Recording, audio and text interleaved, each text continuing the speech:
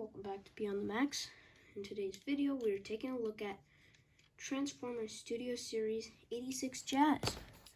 And what can I really say? He's Jazz. He's Jazz. And he's cool. Jazz is cool, you know? So, taking a look at that head sculpt, really nicely done. I really like the way they did the blue on the visor, especially at the angle. Like, there's a little bit of an angle in the middle. You kind of see that. You have nice silver for the face. For the head crest, you have a bunch of really nice detailing there. You have nice detailing on the horns. Then it looks like air vents on the sides. Then here you have the Autobot logo with blue right here, which is going to be his, it's going to be in his stripe in vehicle mode. You got the vehicle mode parts here, the bumper, grille, and headlights. Also some nice detailing there. We'll get more into that. You have this here, you know, just white for the forearms, black for the shoulders and wrists. Then right here you have this detailing right here for the crotch, and then blue on the sides with these little air vent pieces on the side. And then we have silver here. I forgot what I was gonna say, sorry. Yeah, there's silver there for the abs, so that's nice. Coming down to the legs, there's silver here, silver for the feet, white for the sides here, you know, that's how it was in the cartoon. Then coming to the back, you have cartoon accurate backpack. Then just spoilers for feet. Then something I just want to show you guys is that I actually broke my stand by plugging it into this guy. It has nothing to do with this guy. It has nothing to do with him. His port here was actually a little stiff. If you guys saw my Jazz versus Megatron stop motion, when I made that, I like halfway through when he transformed and he was on his hand, then he flew through, it broke right there. So then I had to improvise and do a bunch of stuff. So yeah, it's kind of sucks because like he's like the most agile Autobot I have, like, and his stand port is now occupied by the clear piece there. So now I officially can say that I have had clear plastic break on me. So, I mean, it was a little brittle, so yeah, but overall pretty nice. Then we could put him right here. And then we could talk about his gun. It's really nice. Has a silver here. Goes along to the barrel. No, it's painted silver, molded in white plastic. These little pegs on the sides, I've heard people are really annoyed by them.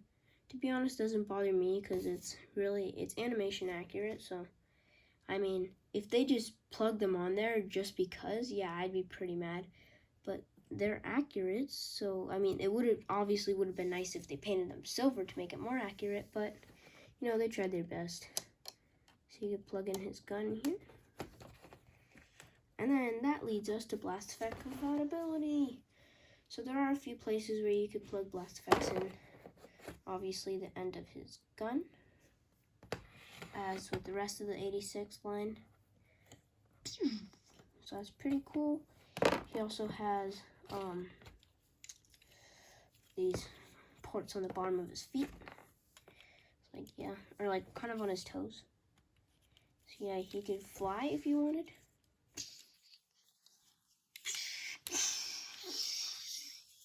So yeah, that's pretty cool. You also have a port in the back. You could technically plug a blast effect in there if you wanted to make it look like he was getting shot in the back. But that's mainly for weapon storage for this thing. Use one of the side pegs and peg it in. That's why they didn't paint it, because they didn't want you to scratch the paint when you're storing it. To be honest, I would have been perfectly fine just storing it like this. Doesn't really bother me that much. But, you know, Hasbro's Hasbro. You gotta deal with it. Then also, I will give him this this accessory I made out of Legos. I will be doing a video on it also, so make sure to check out on my channel. I will be posting the video for this around the same time that this review is out, so make sure to check that out. So yeah, it looks really nice with this grappling hook and everything. So yeah, just take that off. Now for comparison, here's Jazz. I'll compare him next to most of the Autobots that appeared in the 1986 movie. We have him next to Springer, which is nice. Pretty good scaling. Here he is next to Ironhide. R.I.P. Ironhide. That scale's pretty good.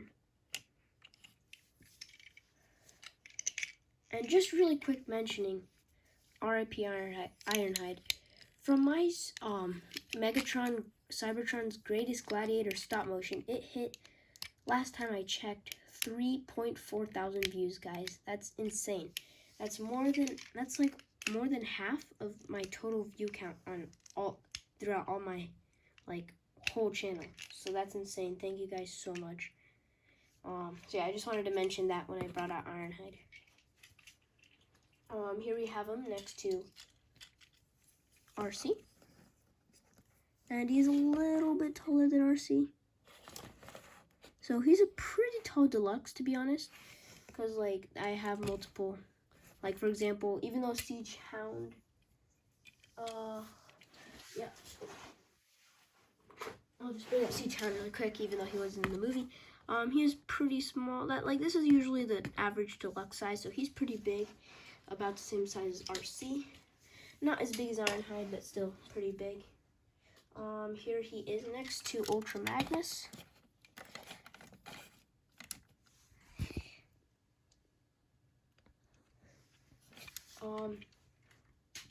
I have Cliff Jumper in his vehicle mode for vehicle mode comparisons.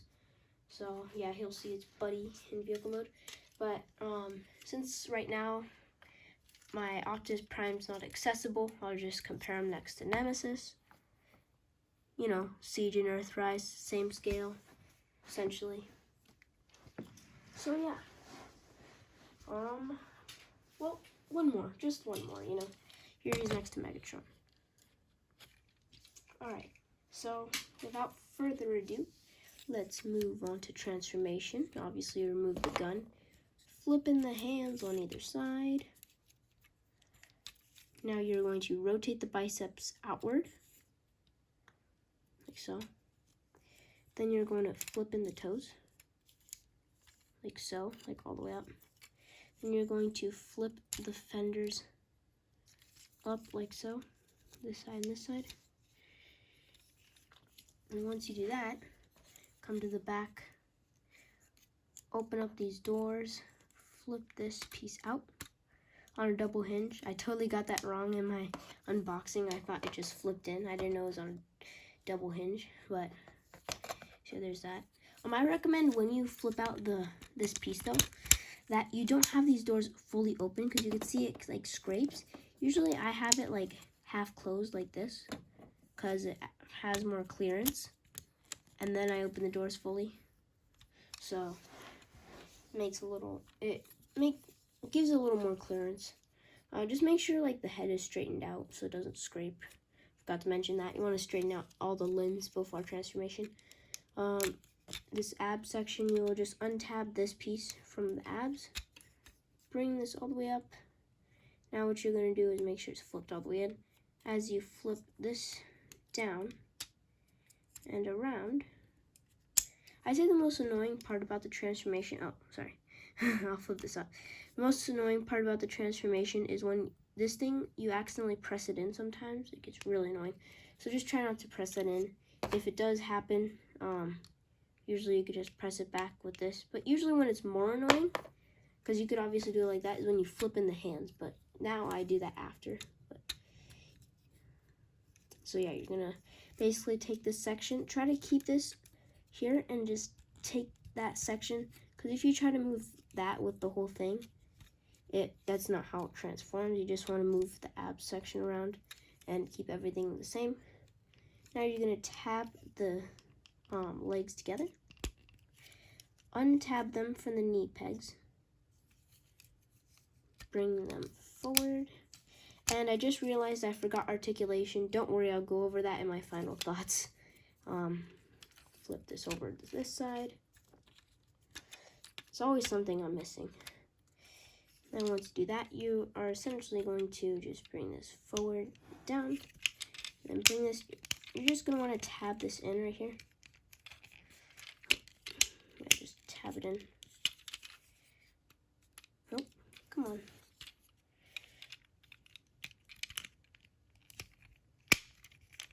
So yeah, just try to make that all align. Then these little pieces will tab into the forearms here on either side. I've heard that is a problem, like tabbing in the forearms or the doors to the forearms has been a problem. For me, it's not. So sorry if you have that QC issue, but there he is in his Porsche mode, and he looks pretty cool. So if you guys skipped the transformation, I said that I will be covering the articulation in the final thoughts. So yeah, just looking at him really quick. Got nice silver rims. I painted this silver. The silver doesn't match really well. It's kind of this more of a gunmetal gray. That's kind of like a dull silver. But just to show you guys how that looks, because it was originally just a black peg, which looks pretty ugly. You have 14 right here, which kind of sucks. He was number 4. Well, I mean, it's probably because they didn't get the license from Porsche for this, because Porsche sucks. Porsche is greedy, you know? They're just greedy little bastards. No, I'm just kidding. I'm just kidding. Okay, the headlights here, the bumper, red bumper, the silver grille, Autobot logo here, red stripe going down the middle, but it stops here, which kind of sucks. And you have blue on the sides. You have rear view mirrors, but they're kind of tiny, to be honest. You got the nice big old spoiler in the back. Then the only real robot kibble, which I'd say is another sacrifice or thing they had to do to make it. Yeah, sacrifice they had to make to make sure that they didn't like get copyright with Porsche. They had to put the feet in the back like this. I mean, if you guys get the Toyhax label set, it will definitely fix it, which I will be getting. So stay tuned if you guys want to see that. So yeah, pretty nice vehicle mode. For weapon storage, you could obviously do it like the robot mode. You could either plug it sideways like this, or you could plug it with the main one, the main part, like so. Then you could just go around blasting Decepticons. Another thing I wanted to mention is that you could flip out the feet to make kind of like thrusters, but then the feet kind of stick up, so it doesn't allow the back wheels to touch, and the front bumper kind of drags. So I've seen people do that, but to be honest, it doesn't work that well. So moving on to some vehicle mode comparisons. Here he is next to his boy Cliff Jumper. They're pretty similar in size, I'd say. Pretty similar. I'd say that Jazz is just a little thicker because of his fenders here. Or his wheel, yeah, his wheels there. Cliff Jumper is able to fit in Prime's trailer, and you'll see how Jazz fares a little later. Here he is with Shatter. Here he is with Top Spin and the other Wrecker boys.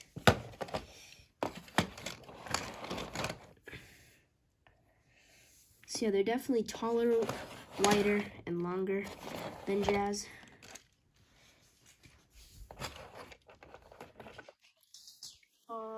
Then there he is with, you know, just because Earthrise Grapple.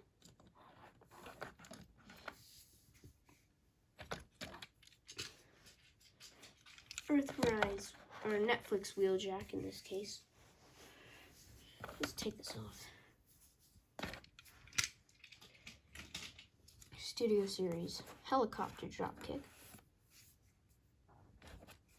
Very tiny helicopter.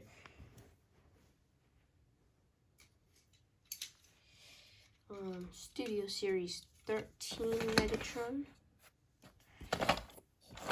Huge, vast size difference. This is a very substantial Voyager For those of you who want a substantial Voyager Megatron, you guys should go with this guy.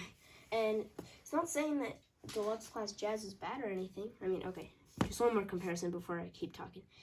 Like, it's not like Jazz is bad or anything. It's just that he compacts really small, considering he has a big robot mode, which is really nice. But one more thing I wanted to show. Just here's Prime's trailer. This is Nemesis Prime. I have weapons and Optimus Primes right now, but you can see the front fits in perfectly fine. It's the back that is unfortunately not able to fit.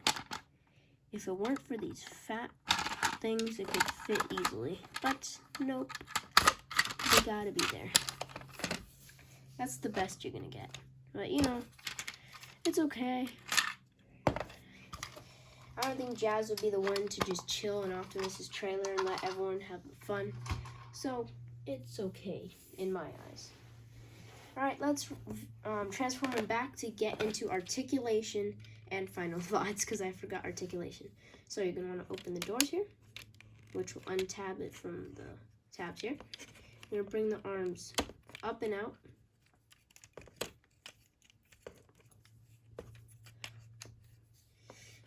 Now you want to make sure that it's all the way.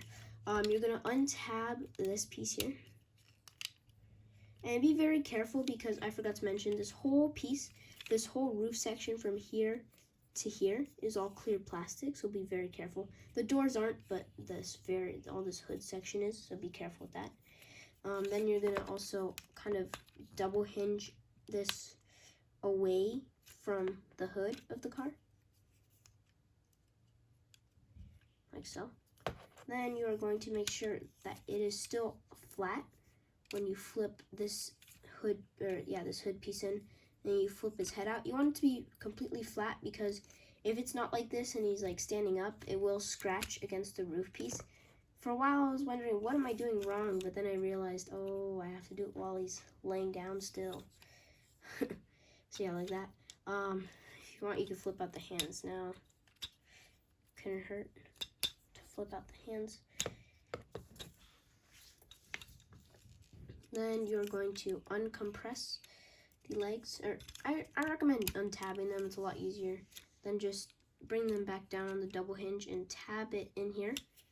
I've heard that people have had the QC issue that the tabbing, that it untabs when you bend the knee like that. But unless I forcefully and purposely do it while the knees are tabbed, it doesn't happen for me. You just flip out the feet. Flip down the fenders. Then the lower body's all done. We have to finish the upper body. Just kind of hold this hold this anywhere so that you could rotate this around and it doesn't move with it. I just want to make sure that it's like that. Then you're kind of going to want to make sure, kind of align this with these two pieces, because that's where this tabs into. You're going to want to take that, and you can see it tabs in, like so. Then you can rotate the arms down, rotate the biceps forward, take the back.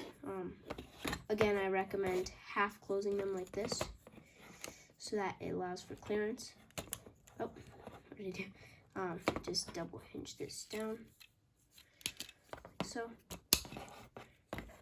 Close the doors back up, flip the backpack back in, and he's back in his robot mode. So, going over articulation, head's on a ball joint so it can look up and down and all the way around. Arms can move all the way around as well. It's kind of weird because they're like, the top of the shoulder is not where the rotation at the arm is. So when you have his arm up, it looks really weird. So yeah, I could go out that far. I don't know if I already said that. You also have the transformation joint here that could help you with extra, like when it's just flush like that, but when you want extra outward movement. You also have bicep rotation all the way around. Looks like just the slightest bit over 90 at the elbow. Wrists do move inward due to transformation, but no wrist swivel. You have a waist swivel though, all the way around. if you move the backpack out of the way, it's a little easier if you move the backpack out of the way to get it all the way around. Like, it's not like you're going to be going like this. That's probably the most I'm going to use the waist swivel on, and you don't need to move the backpack for that. Legs kick forward that far. Well, if you do backwards knee bend, it could go that far. Flipping the backpack out of the way, you could see Jazz. Wow, that actually works pretty well. Jazz's leg like goes perfectly into, like, I don't know why, it just works so well. So yeah, he's able to do the banana splits if you move the backpack out of the way. But he unfortunately is not able to do the Chinese splits, which is something basically I am legitimately saying almost every single War for Cybertron figure can do the full Chinese splits, but this guy can't. I mean, he's in at Studio Series 86, so thigh rotation is super stiff on the guy, goes that far back and that far forward. I've heard that stiff on everyone's, which is good. You also have a knee bend of a little under 90, but you could also undo this from transformation to get an even deeper knee bend if you wanted. You also have feet that move down due to transformation, and then you also have ankle pivot. Yeah, he has more ankle pivot than he needs, because this is as far out as he can go, and that's as much ankle pivot as he has. So, yeah. So, my final thoughts on the guy. I say he's probably the definitive Generation 1 Jazz for your shelf.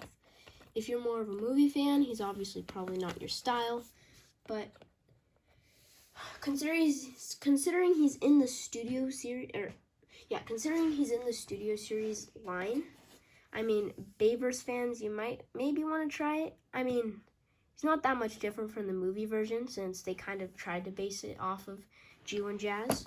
So if you're more of a Bayverse fan, obviously it might not be for you, like I just said. Obviously G1 fans, this is definitely the one you want to get.